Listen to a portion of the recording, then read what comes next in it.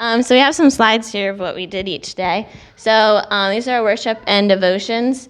So every morning when we started out, we would all gather downstairs and we did like 2 songs on worship. So me and a girl named Leah Martin got to lead the songs, which was probably the first thing that pushed me outside my comfort zone. I don't mind playing the piano, but I do not like singing in front of people. But I learned in Mexico that you don't say no.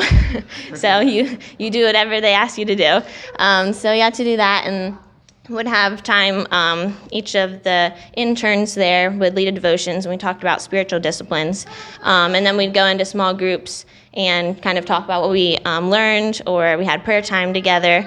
So that was really nice. We got to go outside in the yard most mornings, and the first two or three mornings, and then it rained, so we were stuck inside. The second picture at the bottom, we went to a lookout. It's called Allende, I believe.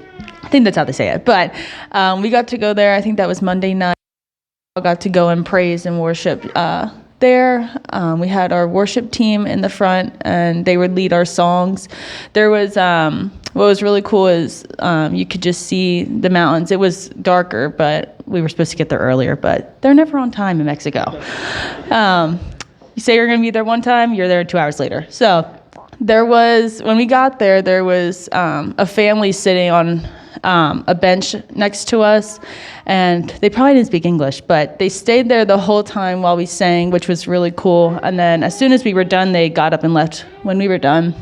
So it was just nice having people there, maybe not understanding, but could listen to us praise there. The other cool thing, I don't know if it's in any of the slides, there was a big cross at the lookout there, which was really cool. So Monday we did these time to eat boxes. It was nice that day, luckily. So we took the boxes. I think it was me and Jeremy. We taped, how many did we do? 60. So we took a box, and then they would label it at the bottom there. They used spray paint, and then they would pack just different supplies, food, like toothbrush, just different things they need. And then when we went to the Bible school later, we handed them out there and just like different places throughout the week. So there wasn't actually food in those boxes, it was just... There was, yeah, it was like non-perishable, so like your flour, sugar, rice, tuna, rice, beans, and then there are also essentials like shoes, notebook, toothbrush, toothpaste, Bible. detergent, Bible.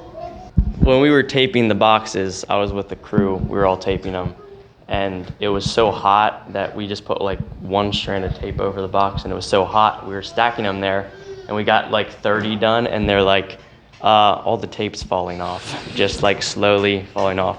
So we decided to put 3 pieces of tape on, and I was like, we need some duct tape.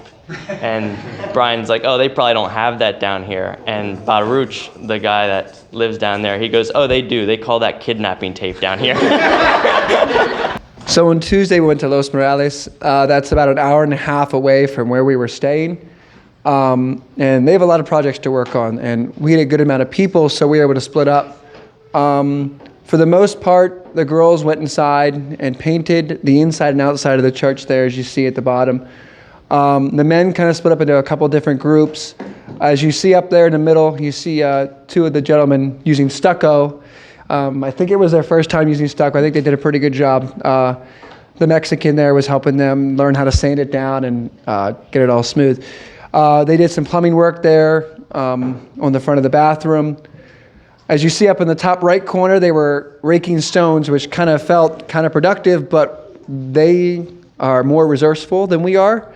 So they were taking and having us shovel all those stones into wheelbarrows to put them up along the front there where you see in the center bottom. They use it as filler for the sidewalk. So when they pour concrete, they don't have to pour as much concrete. And they were telling us that there are all the trash in there and everything. Just everything goes in there and they'll fill it in. And we leveled it out for them so they could pour concrete the next couple days. They also had a Bible school that night. I don't know if there's more pictures. Next one. All right, so I'll let that for next one. But we were told that the about 6 or so hours of work that we did there at the church equated to 2 months for them, because they only have 1 or 2 people who can do these projects. So that was about 2 months of work that we did that day. They had said about we were going to do some yard work. They said about weed whacking and stuff. I had pictured a green grass yard that we're going to be weed whacking, and we got there, and that's the yard. It's just rocks. There's not much green. But we were working on raking the rocks. We'd rake them, shovel them in wheelbarrows. And we were kind of joking as we're doing this, and we're like, it feels like we're mopping the ocean. We're not getting anywhere. There's just more rocks. But then, yeah. What's the value of having a weed whacker if everything's already in the grass? Well, I'm not sure. That's what I was wondering. But we were a group of them. I think Brian was in the group. They were doing stucco in the bathroom. And then me and Landon Copenhagen were working on the inside. And then we were going to start on the other side, so we had to level it out on the other side so we could start. And so we started pulling rocks out by hand, me and a couple guys. And they thought, well, this is too much work. We'll get the wheelbarrow in here. And a couple shovels later, he's like, oh, there's a tarantula. About, yay big, fuzzy spider. So I was disappointed we didn't get to go back and finish it, but I didn't necessarily want to work in that corner doing stucco where there's holes in the cement everywhere. And yeah, I'm not a big fan of spiders. I mean, I don't really mind them, but when they're about the size of your hand and fuzzy, they can stay away from me. No bueno. So what'd you do with it? They killed it. Nobody tried to get rid of them? Yeah, they killed it. Oh, okay. They came over with the shovel and got rid of it. Mexican name is Daniel. Yeah. Hey, well, how did you take the food? Everything comes. Well, you can ask Alicia. So on that day when we were working at Los Morales, they fed us tamales, which are corn husk filled with mush. And they fried them or something. I don't know. That was not good. Not good at all. Yeah, that was not fun. I think I slept for a good 15 hours the one night because I could not get out of bed. But yeah, I got over it then. And for breakfast, we had cow head tacos, and then for lunch, or cow tongue, okay, it was cow tongue tacos, and at least once or twice a day we had tacos. Like every meal, they just have a tortilla there. They're like, oh yeah, you put that in a taco. We had French toast one morning, and the dude took barbecued hot dogs and put them in his French toast and folded it up like a taco and ate his breakfast as a taco. That's another thing they have. For breakfast, instead of doing breakfast sausage like we do, they take hot dogs and cut them up and then cover them in barbecue sauce. And that's their breakfast meat. And their hot dogs are different too. Their base is turkey. So they're a little mushier and their texture's a little different. I like them, but not everyone. Not everyone else did. So this is on Tuesday night. So we worked in the morning and did the construction and stuff, and then we kind of cleaned up, but it was really hot, so you couldn't really get clean. But then we did VBS with the kids. So here you can see we were kind of worried because I think it started at 4, and it was 4:30, and there were no kids there, and they were like, well, maybe no one's coming, and we had just put together all this stuff, and we were kind of disappointed. But then by might have been an hour later or so, then the kids started coming, so then we started. It's Mexico time for you again. But yeah, so we got to, you can see up there, we were doing the fruit of the spirit. So they had some costumes, and we taught the kids the fruit of the spirit in English, and then we also learned some Spanish songs for them. So we decided we're gonna sing one for you then, too. So if you wanna pull that up, we can do that now. So we learned 4 Spanish songs. The one we can sing. The other ones we mumbled through, but they knew what they were saying. So we got the joy to joy because we talked about joy that day. Yo tengo gozo, gozo, gozo, gozo en mi corazón. Donde en mi corazón, donde en mi corazón. Yo tengo gozo, gozo, gozo, gozo en mi corazón. Sí, porque Cristo me salvó. Yo tengo paz, paz, paz, paz en mi corazón. ¿Dónde? En mi corazón. ¿Dónde? En mi corazón. Yo tengo paz, paz, paz, paz en mi corazón. Sí, porque Cristo me salvó. Yo tengo alegría, alegría en mi corazón. ¿Dónde? En mi corazón. ¿Dónde? En mi corazón. Yo tengo alegría, alegría en mi corazón. Sí, porque Cristo me salvó. So yeah, we had to sing some songs with them.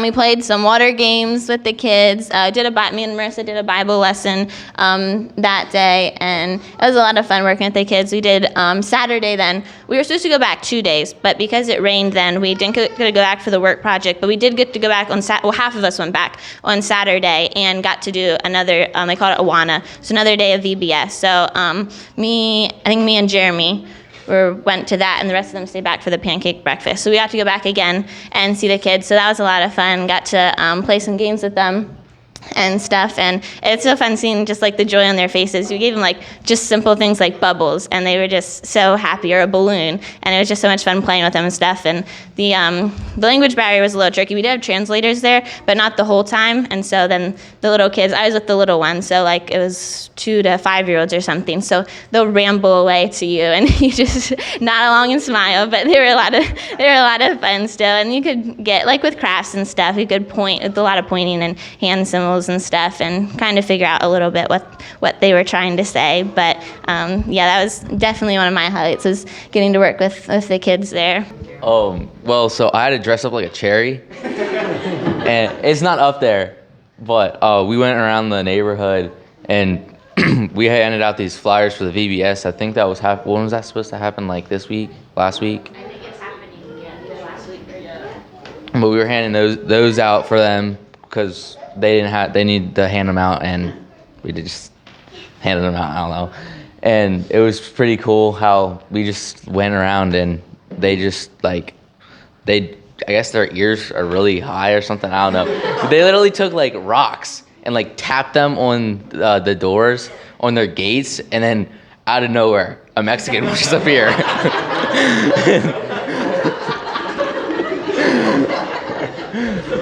It was like, and like the kids like at their houses, they just saw us and they got all excited, and it was pretty cool, especially when they see like a cherry and a banana walking around.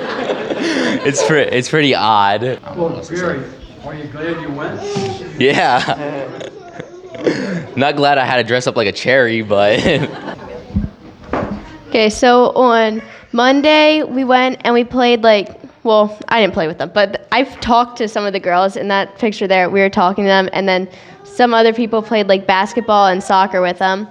And then we did a skit for them, and it was me, Jeremy, or were you in that one, or no?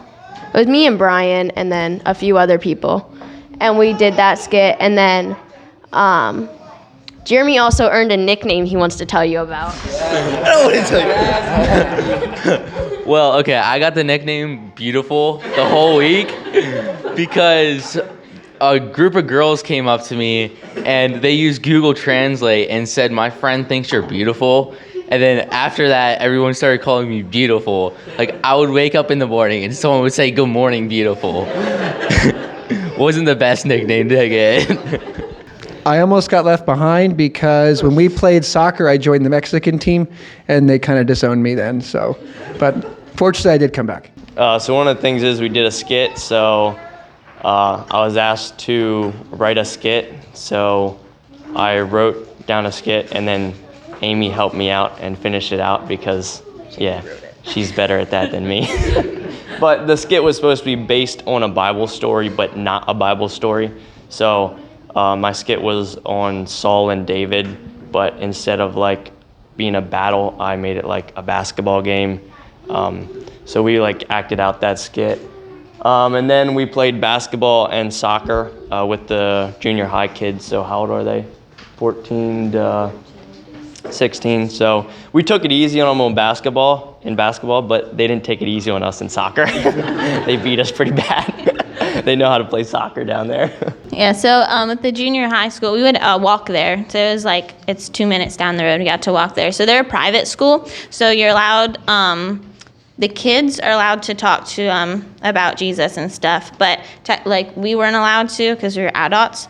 But if they brought up the conversation, we were allowed to talk to them. So we couldn't just walk up and share a testimony, but we were allowed to sit and have conversations with them. And so yeah, me and Alicia were, and maybe one of the other girls were there. We got to talk to a group of girls. So we were there for like a half hour, whatever, just chatting and stuff, and they had their phones, so it was a struggle because we didn't have a translator at that time, but they had their phones, so we used like Google Translate, and we were talking back and forth and figure out, and then by the end we did get to, they asked us about music and stuff, so what kind of music do you like to listen to, and got to talk to them a little bit. So that was cool. It was a little bit frustrating because it seemed it took so long to get to the point, and you couldn't just come out and talk to them, but it's they said it's a work in progress. You have to start there, and that way just plant the seeds, and then once they come out of the school, they invite them. That's what the pancake breakfast is for. So once they come out of the school, then we can be open about our faith, and there were no boundaries then after that. Yeah, so Wednesday and Thursday, it rained basically like the whole day because they had a hurricane down there. I think it said like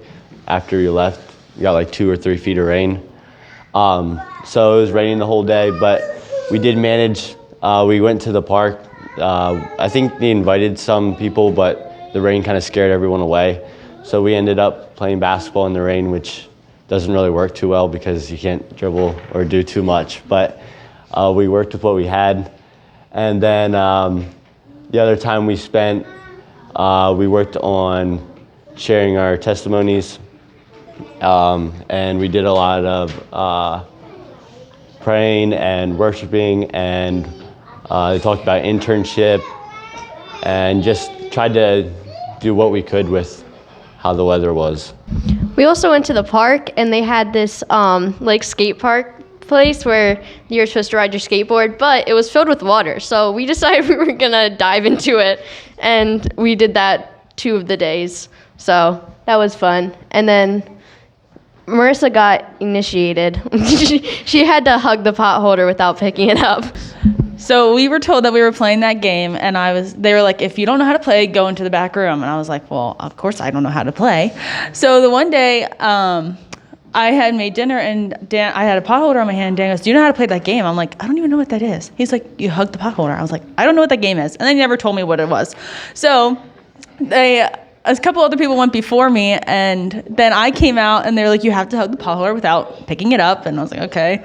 So I got on the floor, and I looked kind of dumb trying to hug the pot holder on the floor, and they were like, no, you have to hug the pot holder. I was like, okay, I still can't figure this out. And I'm like looking around, and then Landon actually had a duck hat on his head, and he kept quacking. So I looked at him, and he's holding the pot. So I had to hug him, and it was a little embarrassing. So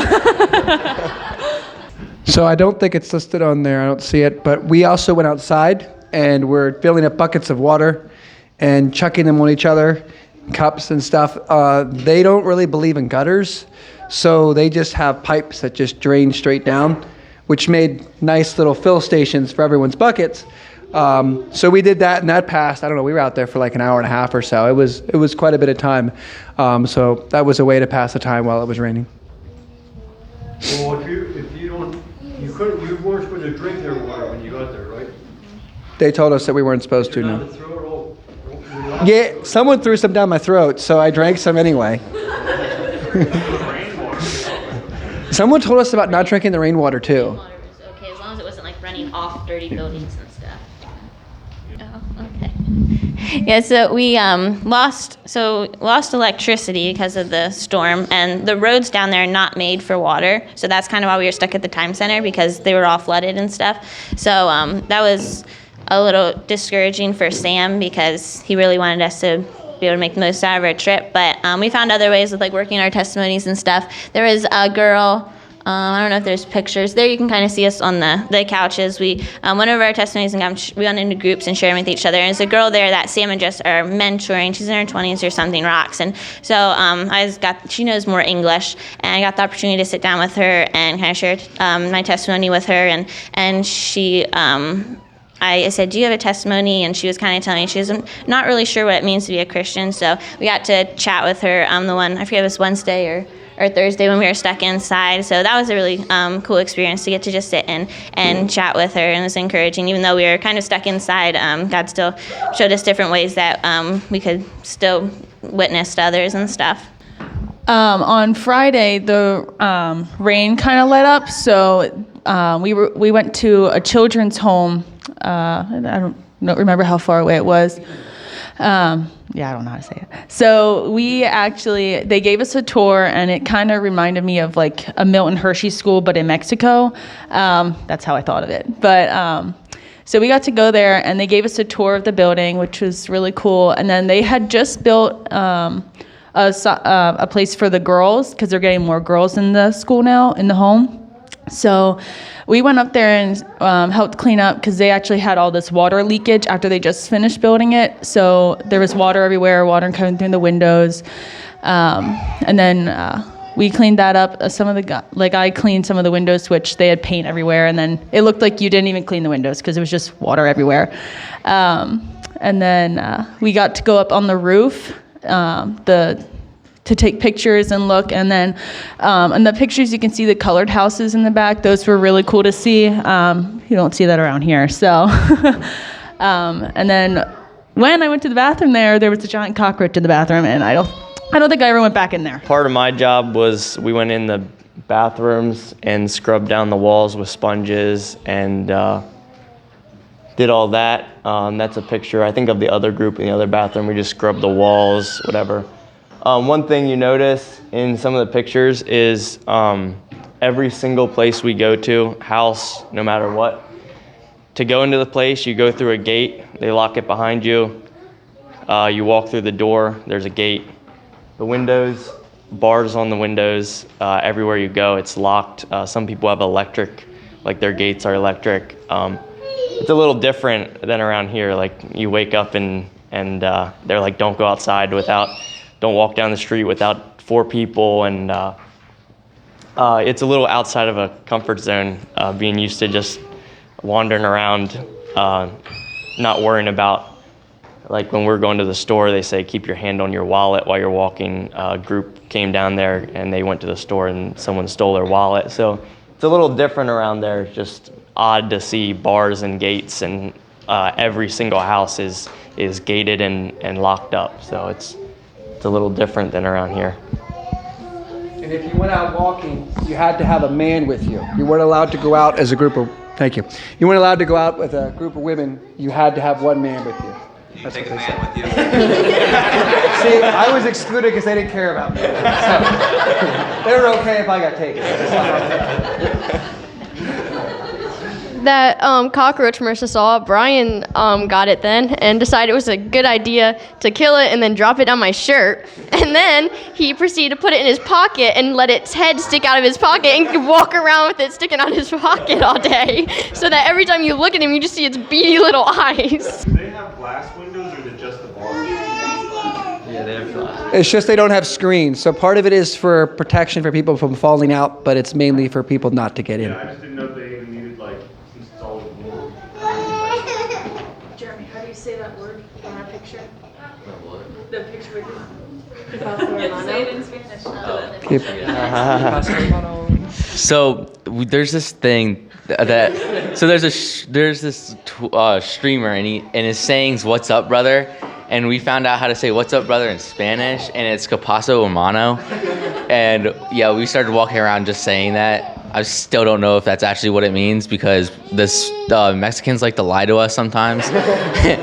Me and Landon, and I forget there was a couple others, in one of the rooms that it was flooded, so we took like a little plastic thing and no, it was like the plastic, what was that, like it literally just picked up water and dumped it in a bucket. And no, a dustpan. A dustpan, yeah, it was a dust, whatever, I don't remember what it was. And we had to pick up the water and dump it, and yeah, that took a little bit, but we got it done. And then we cleaned the bars on the windows. So as Amy had mentioned, on Saturday, the group split, and as you can see, some of us are there. We're standing in the middle of the road, basically, to get people to stop so we can hand out pamphlets and get them to come to the breakfast. We did have a translator some of the time, which was helpful because a lot of us only know a couple words in Spanish, and when they start conversing with you in full in Spanish, you're lost. So we invited a couple. I think a couple insulted us and said, "Are we going to poison them?" But obviously, we didn't do that. So, yeah. I think that's the most Spanish I learned is standing there inviting people. So the one time a kid from the school where they teach English came, and everyone's like, "Buenos dias, hola," and he goes, "Good morning." But yeah. And then one thing Sam told us during the middle of the week, I think it was like Wednesday or something. So apparently in Spanish, it's normal. Is it gorda? Gordo. It's normal. That means fat. And it's normal to say like my gorda wife, or it's like that's like a good thing. Like they say that normally. So he told us that. Well, then this car comes, and we start talking to him, or we say about the hot cakes and whatever, and then he starts talking back in Spanish, and then we're like, we need the translator. So he comes over, and they're laughing and stuff, and he leaves, and he's still laughing. We're like, what did he say? And he said, oh, he's bringing his wife and her fat friends. And he never came back. Yeah, he didn't come back, but... And they also drive any vehicle they want down there. So they have ATVs, like dune buggies and everything. So they're just cruising on down. Not everyone stopped. I think someone on a dirt bike tried to pop a wheelie there on the speed bump there and almost ran us over. But most people at least stopped and took the pamphlets and tried to listen to us. And we also learned that stop signs down there are optional. You don't have to stop if you don't want to. Because we said, and red lights, sometimes they don't even stop at red lights. But the one time we were driving and they just kept going. And we're like, why didn't you stop? They go, oh, if you don't see a car, you just go. And we're like, but if you don't see the car, well, you just go. So, but there was one red light down there that was a little bit, well, they're all scary because you can't hardly see them. But we were driving home, I forget where we were coming from, and we had the red light, and he just went, and there was 5 other cars coming. I was like, I think I feared for my life that day. And the shape of their car shows that a lot of them are beat up because of that. And they also don't have to have inspections at all. So that also helps.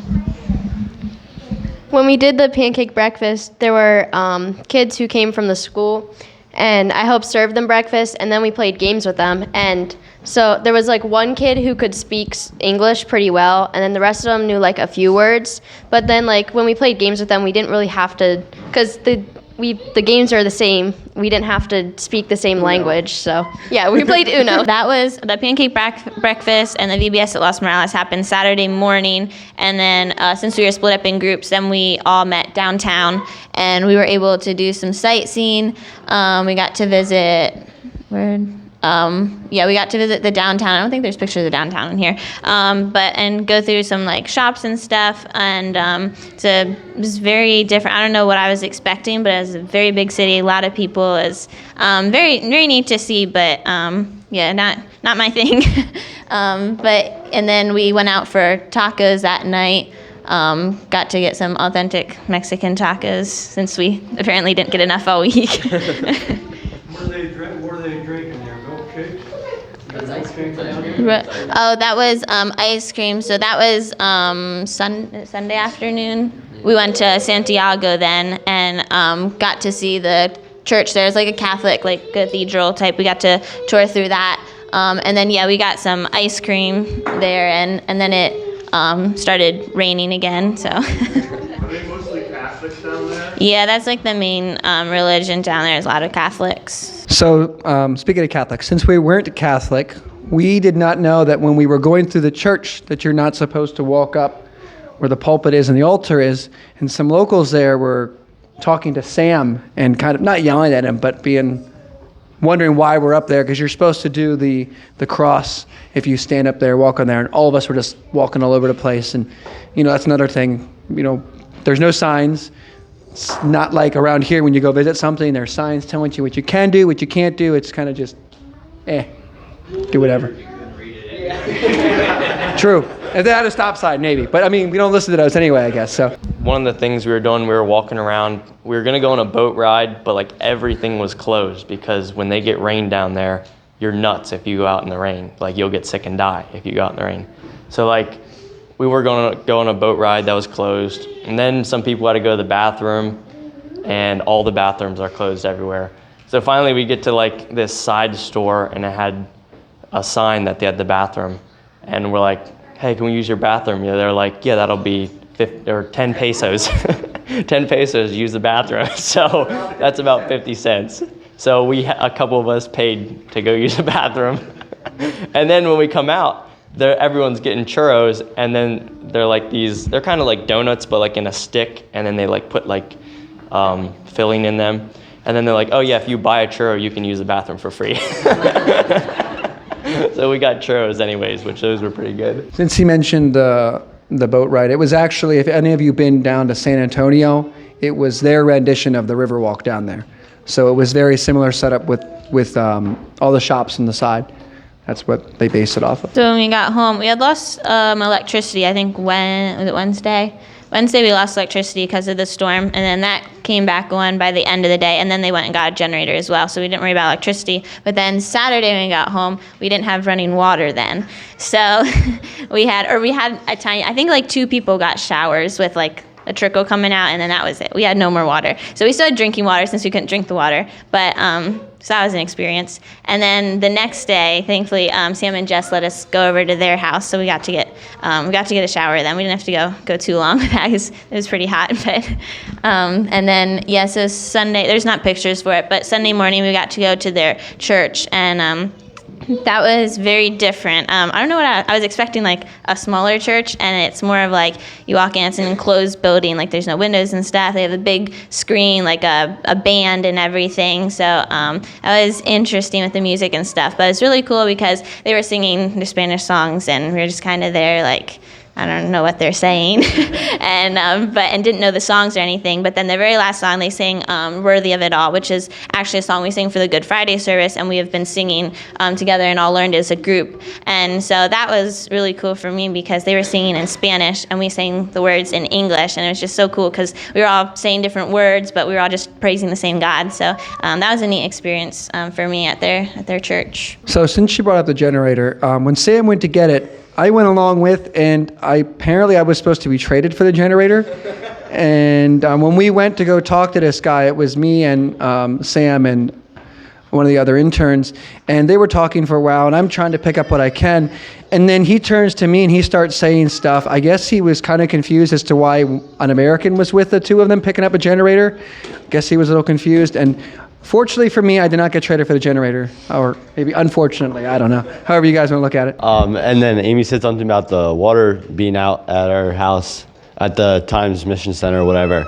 So I got the job. I got to go and jump the neighbor's fence. That was pretty high. So me and one of the Mexicans went, and we got over the fence, and they let us borrow their hose because they worked at a deal.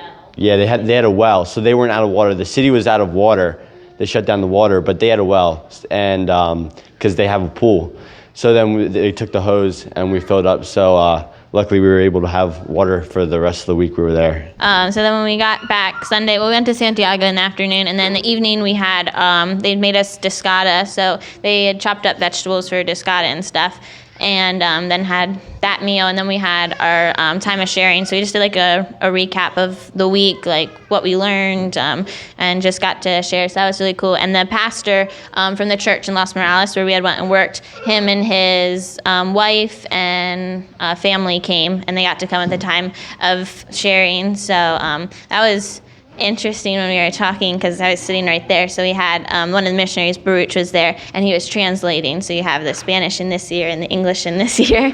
But it was really cool to just hear about everyone's experience throughout the week. When we were sharing, we were sharing one of our favorite parts or what you liked throughout the week. I actually shared about going to the Allende.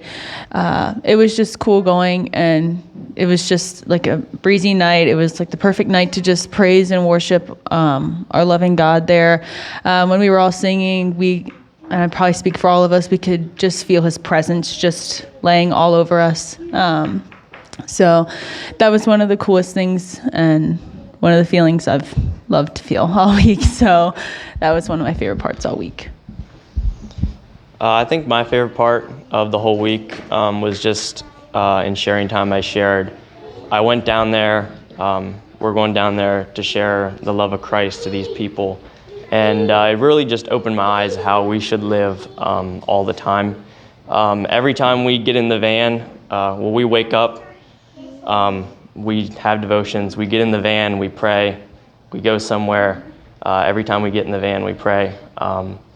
There's a lot of prayer and devotions, and that's not just for in Mexico. We talked about carrying that over when we come back here. I think that was just it really helped me to see how to live all the time, that just because we went to Mexico, it doesn't stop. We're all called to be missionaries wherever we are, wherever we go, to work in our homes all the time. So that really spoke to me. Yeah, as I said earlier, my favorite was probably working with the kids and stuff. But yeah, I was really excited to get to just go tell people about Jesus. But I really learned about and a lot about where I am at my faith and how much closer I could grow to God through all of this. And there are little things like when we lost electricity or we lost water or the schedule didn't go as planned, and learn to that our plans aren't always God's plan, that he had a purpose through all of it, and just learned a lot of patience and just trusting and throughout the week. And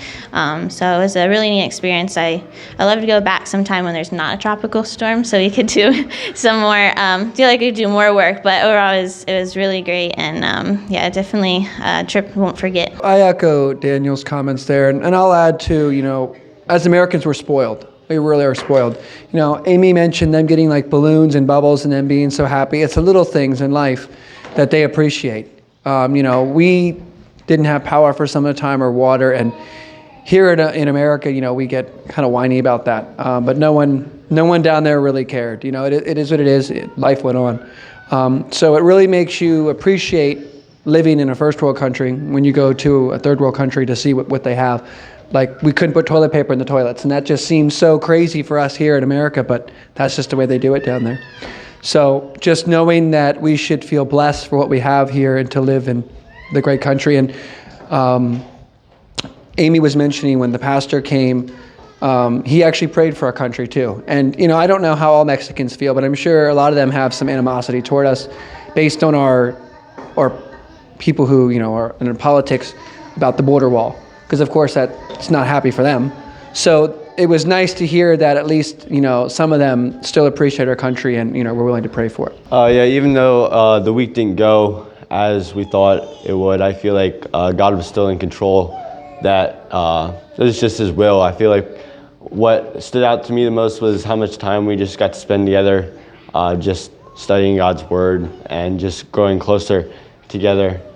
That's just what really stuck out to me. So at the Descada meal, they had jalapeno peppers, and they're like Russian roulette. So some will be sweet and some will be spicy.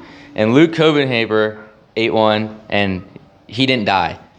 And Justin ate a whole one. He didn't die. The one I got, I couldn't breathe after I really ate it. And then everyone thought I was overreacting. So then they started just passing around this pepper, taking bites out of it. Then everyone else just started dying and couldn't breathe. And then, because Justin was bragging how he ate a whole pepper. And then we knew this pepper was hot because a Mexican ate it and he was sweating.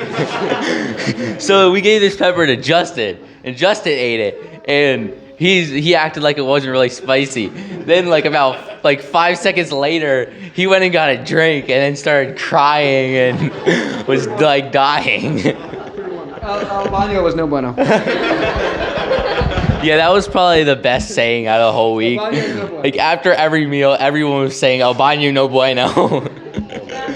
Yeah, so they had big jugs and would just fill up like a jug every day for us and stuff. And yeah, that was a big thing. We would always have water to drink. We just couldn't drink the water from the spigot. So yeah. When we were in Los Morales, they said that we went through that day 25 or so gallons of water. So they have to buy a lot of water because they can't drink the water, so they have to account for that cost. That's just what it is. Can't they boil it or purify it somehow or other? They might be able to. I think it's just too much effort. So it's just easier to go and buy water. Like almost all the stores around them have those 5-gallon jugs that you put in your water machines. They just dump them in like a little cooler and you just dispense into your water bottle. That's just what they do. A lot of their water comes from, they have a reservoir there in the city. And before we got there, they said it was 20% full. After the rain, it was 105% full. And that water goes through the filtration processes. There's a Coca-Cola plant down there that actually uses a lot of that water. And then there's also a Hershey plant down there. So if you've never had Mexican Coke, it is much better than American Coke. So you'll have to find some. They sell them in like Walmart and stuff like that, but it is much better than American Coke. So we smuggled some Coke back home. Not the drug. Coca-Cola. Not the drug. Don't tell TSA. So yeah, it's good stuff. So if anyone has some left, see if you want some, maybe they'll let you try some. Well, Amy brought me a Coke, and I'm not much of a Coke person, but I thought it was pretty good. See? It's good. I finished it the next day. Yeah. See? It's good stuff. Good stuff. And there's no Mountain Dew down there, by the way, so I was stuck with Coke. Justin was the only one that cared about that. Yeah, I know. They had Dr. Pepper, though.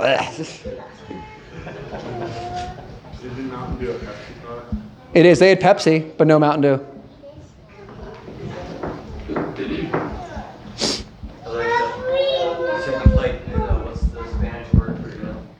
Uno. That was actually a realization from the boys. They're like, whoa, is Uno a Mexican game? This is Spanish.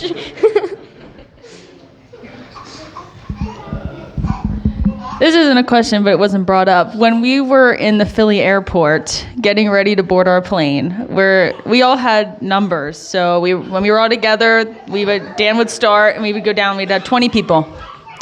We're counting and then we're missing a number. And we're like, where's Brian? And we're looking all over the place for Brian up and down the Philly airport, and nobody can find him in the bathroom, nowhere. So we're all calling Brian, and we're like, Dan was like, his phone's right there. So he left without his phone, and then we're all getting ready to board the plane, and here comes Brian. Dan's yelling like, Brian, let's go, we're going right now. I just have to get my coffee. And he's just coming down, all chill, and we're like, well, we could have left without him, so. Brian, I told you to tell your grandchildren. The day you go off there. He wasn't lost, he said he knew where he was going. We got on this plane, and of course, it was my first plane ride. I think it was a lot of other people's first plane ride. So we're sitting there, and they're like spooling up the engines and all this.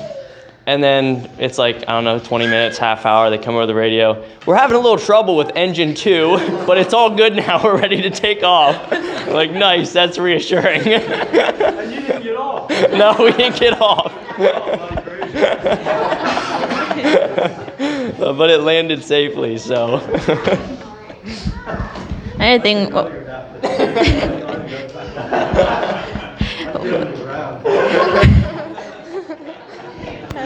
Well, we were in Philly right before we left, so we went from Philly to Atlanta and then Atlanta to Monterey. So before we left, we were sitting there. We had like a 20-minute wait for our plane or whatever, and there was a guy named Steve that walked up to us, and I think it was the first God moment of our trip. Was he came up and because we all had matching T-shirts, so we were pretty easy to spot, and so people would ask sometimes like, "What are you doing? Where are you going?" And he came over and asked about our trip and stuff, and it turned out that he was a pastor, and then he actually prayed for us right there before we left. So that was a really neat experience.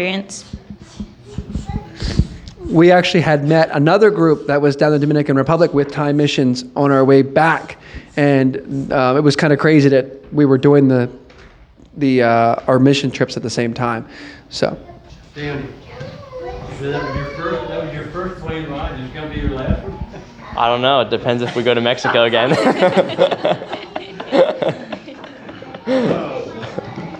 I did think one cool thing was, like she said, about we were wearing all matching shirts and stuff, and the amount of times that I heard stories or people came up to us that were in a group. There were so many times that people came up, hey, why do you have those shirts on? What are you guys doing? And like we were on the plane, a lady asked where we were going, and we're like, oh, we're going to Monterey. And she was like, oh wow, you don't see a bunch of people going to Monterey very often. The one lady, she said, she asked about our mission, what we were doing. She said her daughter's a missionary in Paris, I think it was. At the Mexico airport, a guy came up to me, started talking to me about why we were down there. And yeah, we just got to talk for about, I don't know, half an hour before the bags came. But it's just amazing. We're so far away from home and people are doing the same thing we're doing. It's really encouraging to know that there's people out there that are spreading the gospel everywhere all the time.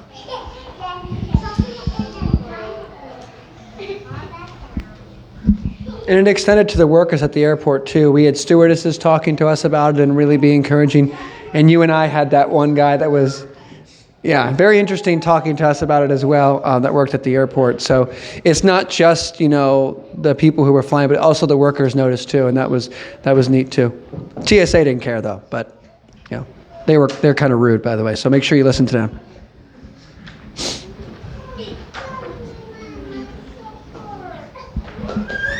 One of the other moments that I probably won't forget is we were in Monterey getting ready to board the plane, and me, Brian, and Dan, and a couple of us were all at the end of the line.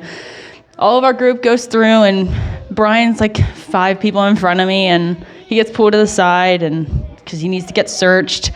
And then I go, or no, I think Dan, I don't know. I go and she can't scan my ticket because it's not working. So I had to stand with Brian on the side, and then Dan goes, and the lady I had, of course, didn't speak English. So she asked me, I was like, no, I only speak English. So they had to check everything. They had to swab your hands, swab your feet. And she swabbed my hands with a wipe, and she put in this thing, and the screen came up with alert. And I was like, oh my goodness, what is on my hands? I was like, I just used your soap in the bathroom. So, and then she did it again and put it in the other one, and it was fine. But I said to Dan, our wet and smelly shoes were in the bag that she opened. So I don't know. One thing about the plane ride is it wasn't bad going down. I think maybe I was just excited, and it didn't really bother me. On the way back, it was a little bumpier, and they went through some rough winds and stuff. And I never been on a plane, so when it starts going up and down and going back and forth, I'm not sure what's happening. So and they had these screens where you could play games on and stuff. And so the pastor from Manville was sitting beside me, and he has been on I think 12-hour planes, he said, to Europe. So he has been on a lot of planes, so I got to talk to him a little bit about that. And so every time it'd be a little bumpy, I'd kind of look over at him, and he was just kind of sitting there playing chess, unfazed. So I was like, I guess we're good. This is more for you too, but when they're swabbing your hands, they're checking for gunpowder and explosive residue. That's what they're doing that for, to make sure you're not terrorists.